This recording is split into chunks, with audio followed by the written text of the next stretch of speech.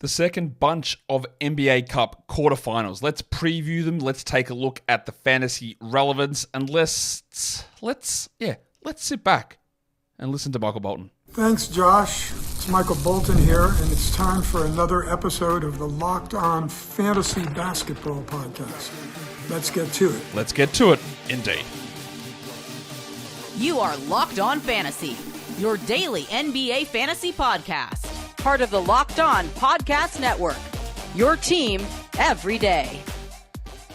Hello and welcome to the Locked On Fantasy Basketball Podcast, brought to you by Basketball Monster. My name is Josh Lloyd, and big stretch, I'm also the lead fantasy analyst at basketballmonster.com, and you can find me on Blue Sky at joshloyd.bsky.social, on Twitter at redrock_bball, on TikTok at redrock_bball, and on Instagram at Locked On Fantasy Basketball. Today's episode is brought to you by Game Time. Download the Game Time app, create an account, and use the code LOCKEDONNBA for $20 off your first purchase. Also, check out LockedOnDaily.com. That's where you're going to find the best newsletter for your favorite NBA team. Sign up over there and double bang the video, listen to the audio, thumb it up. Send me your Spotify Wrapped as well. Someone's told me they sent through their Spotify Wrapped, and it was like 9,000 minutes. Listen, I'm like, man, that's a lot. And then someone said, nah, 18,000 minutes they sent through, which is an incredible amount of time listening. So if you've got any of those numbers and you want to send them through. Very, very interested to see how much people listen. That is a lot of time, man, and I do really appreciate that. I hope you appreciate us looking ahead to day 2 of the NBA Cup quarterfinals. I'm recording this before day 1, so I don't know what's happened in day 1 of those games, and this is the second day of the quarterfinals, and there are going to be 2 games on. That's how this stuff rolls. I hope by now you're well aware of what is happening this week, and hopefully we're on top of that. And you know that if you're in a Yahoo League, no, your ads did not get reset. So this is another just reminder. You just got to watch this show because I mentioned that 30 times last week. And yeah, welcome to the show, and keep watching because we will have all of that pertinent information, I believe, as often and as early as anywhere. So yeah, listen, cool, done, watch, cool. We're going to talk about the games. We're going to talk about those games on Wednesday. The first one of those games is the Atlanta Hawks and the New York Knickerbockers.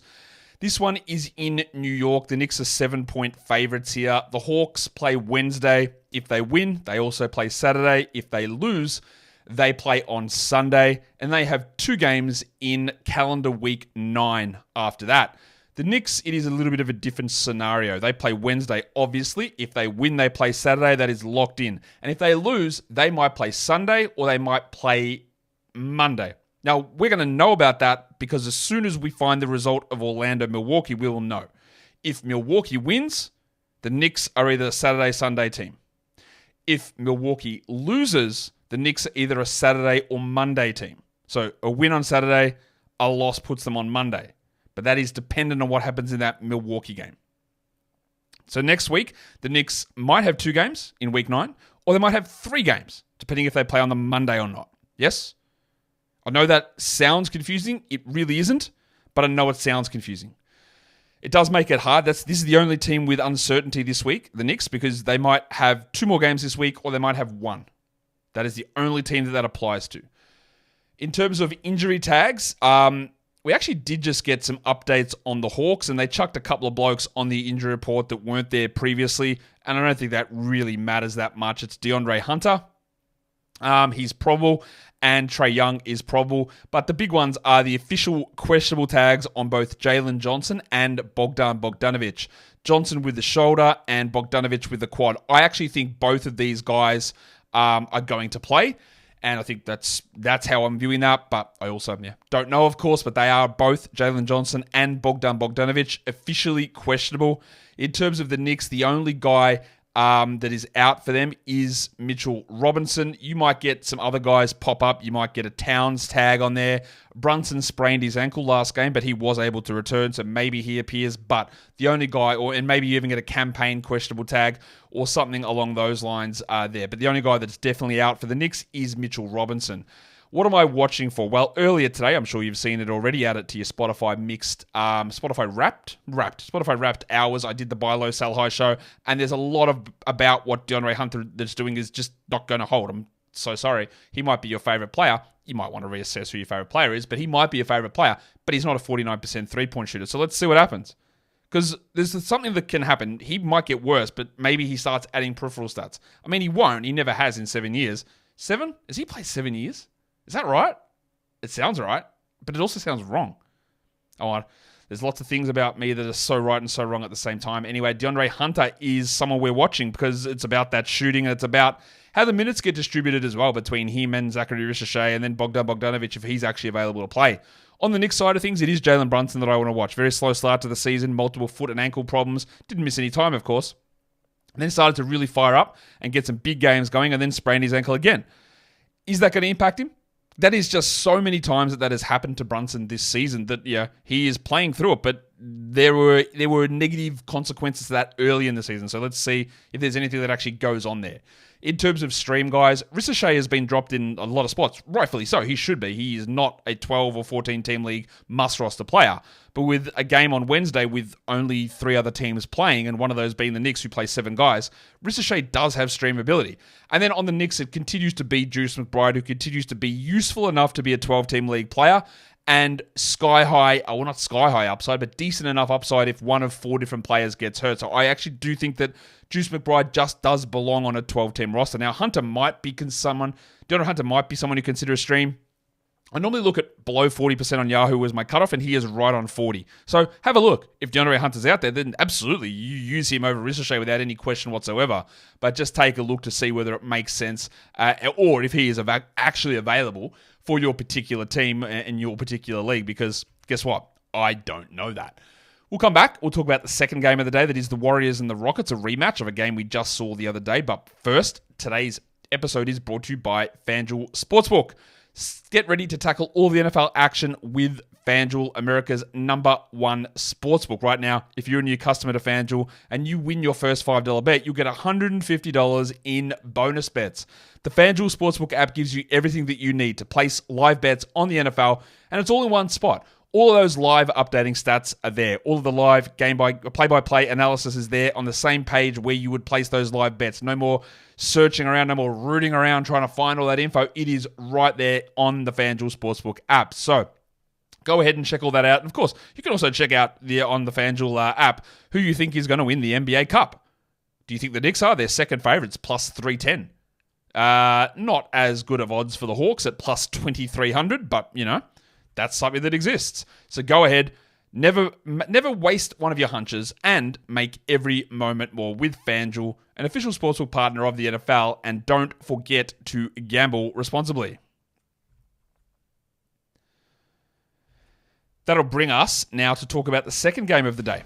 Like I said, we saw this game the other day, but it wasn't a full complement of players on either team, and I do think that these guys will return. We're talking Golden State taking on the Rockets, this one in Houston. The Rockets are 3-point favorites at home here. The Warriors play Wednesday. If they win Saturday, if they win, they play on Saturday. If they lose, they play on Sunday. And then they play 2 games in week 9, calendar week 9. And Houston play Wednesday, of course. And if they win, they play Saturday. And if they lose, they play Sunday. The exact same scenario it is with Golden State. And then they also have 2 games in calendar week 9. The guys that were missing last time out, Andrew Wiggins didn't play for the Warriors, but it sounds like he is going to play without really any worries whatsoever. So he'll be in there playing. And then the ones that are going to be interesting are going to be Houston, because Tari Eason's been dealing with concussion, so there's really not an easy way to be able to predict whether Eason is going to be available. I'll put him with a questionable tag, whereas Fred VanVleet missed the game on Sunday with that knee issue. I think that was rather precautionary. I wouldn't be shocked if they list VanVleet questionable. I'm going to put him as probable because I do think that he will be available to play. Eason's one that I'm not really certain about. In terms of what things I want to watch in this game, I want to watch John Kuminga because he is starting, and this will be an interesting one to watch to see whether they start Kuminga and Wiggins and Green all together, and then what does that mean at the other position? Is it Peyton? Is it Hield? Because we know they were leaning on some analytics stuff last game out against the Wolves to change that lineup around. Is that what they do again in this one? Like, does Green go back off the bench? Does Kuminga start there? I still have incredible skepticism about Jonathan Kuminga, his overall fantasy value, and his role on this team for the foreseeable future. But let's get another data point in there. Is it 36 minutes? Is it 31 minutes? Is it 28 minutes? Is it high usage, low usage? How does it all work out? There are so many unanswered things with Kuminga, and we need to keep paying attention to that. I also want to watch Alperen Şengün because it's been an up and down season from Şengün. He's had some issues all season with really low 2-point percentage, which again is very strange. He's upped his block rate, although that has dropped of late. So I just want to see the defensive stats, but more importantly, like the finishing numbers. Why they've been low, but also are we able to get that back to somewhat close to normal? And that will push him way higher in the fantasy valuation space. In terms of stream, guys, Kevon Looney is available everywhere. He's not going to start necessarily. It doesn't look like it, but they took Trayce Jackson-Davis out of the rotation. Looney's strength and positioning is useful against Şengün. He might be like a 7.7 rebound player, which is okay. It's not for everybody. He can get a steal or two or three assists. There's a little bit there. And he is preferred at the moment over Jackson-Davis. While Dillon Brooks is the perpetual stream. He could have 18 points. He could have 4 points. He could shoot 10%. He could shoot 90%. He could have 5 steals. He could have 4 assists. He could have 0 of both. And that's the sort of player that we know you've got a relatively safe floor in terms of minutes. I'm not including a Men Thompson here. I'm not including Tyree Eason here because they're rostered everywhere that they should be, I'm guessing. But if they aren't, well then, yeah, of course, you look at a Men and Tyree if he plays ahead of those guys. And if Eason is out, it's very deep league stuff like the Wild Thing, Jayshawn Tate, or it's a little bit of extra stuff for Jabari Smith, whose value does rise in that particular setting. Let's take a look at some schedule-based information, because that is the 2 games absolutely done and dusted, and there's no back-to-backs Wednesday to Thursday. There's nothing really happening. The chunk stuff, which is Wednesday through to Sunday. But if we look at the next 7 days, the non-calendrical calendar, the 7-day period, the 5s and 2s, obviously nobody's playing 5 games in that period, but there are 4 teams that are worth mentioning. The Mavericks, the Bucks, the Thunder, and the Magic, which are not coincidentally, but not coincidentally at all, they're the teams playing Tuesday, today, NBA Cup quarterfinals. So from Wednesday onwards, they play 1 more game. That's it. 1 more game. And that 1 more game from them that counts for fantasy is either the semifinal on Saturday or the loser combination game on Sunday, and for Milwaukee, that maybe is Monday. But in the next 7 days, these 4 teams, the teams that played Tuesday, they have 1 more game the rest of the week after Tuesday. Remember that. So while we thought in last season this was more the case, the teams that qualified for the knockout round, they got to play the low volume games, and that was an interesting thing to sort of target in fantasy. That's not a thing this year, because those games with the makeup games, they're not 10, 11 game days. They're like 7 and 8, which are totally streamable anyway. And now for the next 7 days, these teams just play once on the weekend. That is it. So not as much value in holding on to those longer term stream type players after their game, or they're not longer term, but the stream options that you might have tried out on Tuesday. There's no real value in holding them given how little they play over this time period. We're going to come in and we're going to talk a little bit about streaming. And there were some stream options for Tuesday's show, which we did obviously yesterday. It was Monday's show that in terms of previewing Tuesday, there was some stream options.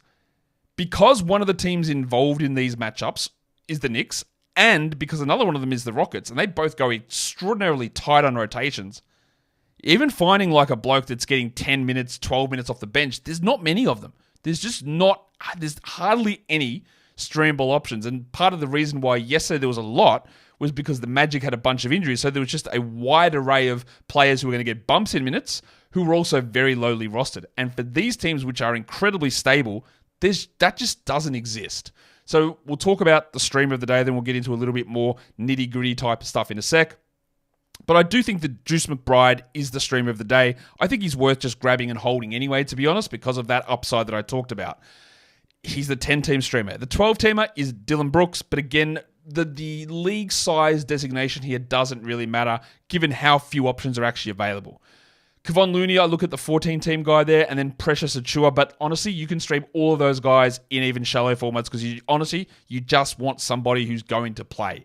The best projected guy to me, who's available in a lot of spots for Yahoo points, is Kevon Looney, and for ESPN points, it's Juice McBride. But there are small margins between those numbers, and again, someone like a DeAndre Hunter who sits at 40% rostered, I didn't include here, but you can if you want, and he would be right at the top of that list. And obviously like a Buddy Hield or a John Kuminga, Brandon Pajewski, those guys are all sit above my roster cutoff. Well, they're going to have that value, which is going to depend. Just have a look. Honestly, just have a look who's around, who you think is going to get more minutes, and that sort of thing is a pretty good way to take a look at the streaming options for the day. We'll come back and do a few more streaming things in a sec. But today's episode is brought to you by the Game Time app. You know what Game Time is? It's about getting tickets. And they've got a new thing out there, the old Game Time blokes. The old Game Time picks. What does that give you? Well, what it does is it just cuts out all the fluff. You don't have to waste your time sifting through all the different ticket options. Game Time Picks shows you the best value options for the event that you want to go to.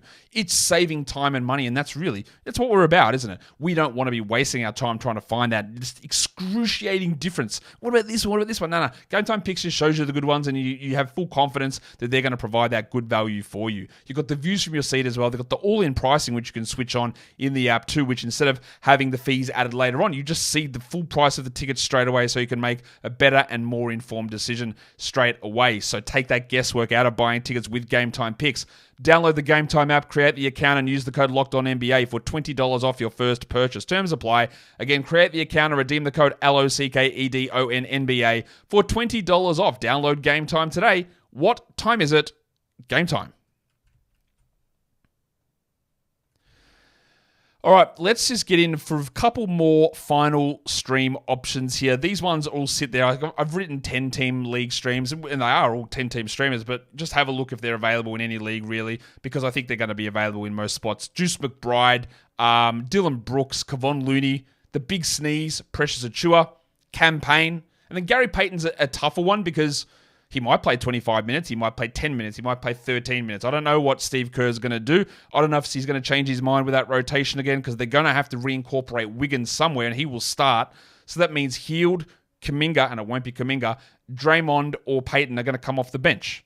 So I think it's probably going to be Payton, but that doesn't mean that he's out of the rotation, although it could. And that's the very risky thing with that Warriors rotation. And that's where we start to get really iffy now. So I'm not even going to do like a 12-team one because these guys are just like, man, they're barely going to play. Like Kyle Anderson, Zachary Ricochet, Steve Adams, Vit Krejci, Lindy Waters III, the Hall Pass legend, and Moses Moody. And some of those guys, Krejci, Moody, maybe even Adams, they might not literally even play. That is a very, very tough streaming day. There's just not that many options available. If we go and have a look at Yahoo point scoring, these are 40% rostered or below. Looney, Dillon Brooks, Juice McBride, Zach Ricochet, Precious Achiuwa, and Cameron Payne. And for ESPN points leagues, we're going to go to Juice McBride, Kevon Looney, Dillon Brooks, Campaign, Zach Ricochet, and Precious, the Big Sneeze Achiuwa. And that is a preview for Wednesday's games. Not a huge amount of streaming stuff going on because of the way that both the Rockets and the Knicks run their rotations, the incredibly tight nature of that, not many injuries across either of these teams. In fact, it is indeed entirely possible that there is only one rotation player out across all four of these teams, and that's Mitch Robinson. Wiggins could play, Eason could play, Van Vliet could play, Bogdanovic could play, Jalen Johnson can play. Everyone has a real shot of being available, except for Mitch Robinson. Obviously, DeAnthony Melton, but ruled him out for the year. But otherwise, everyone's available. So that cuts down a lot of that opened up value that sometimes happens for streaming. And sometimes that's just the way it rolls. And if you want to roll like a legend, where you can hit a thumb on this video and you can leave your comments down below, of course. And as we get ready to head out of here, get ready to watch the NBA Cup. You know what? You might think it's pointless. You might think that it's wasted our time in fantasy. I don't think we should look at it that way. It's actually, it's not as complicated as we think it is. It actually provides really fun and intense NBA games at this point of the year. The time off is okay. I don't like the fact that it's made some extra back-to-backs appear at other points, but that's okay as well. It's just something, again, I didn't like the idea, but I actually love the concept now. I still think there are tweaks that can be made. Let's enjoy what we're getting. Let's make the most of it from a fantasy point of view, and let's just be good to ourselves and be positive. It's not unbridled positivity. It's not positivity without criticism or reflection, but just know that you've done something good, and that'll help us all out. Guys, we are done here. Thank you so much for listening, everyone. See ya.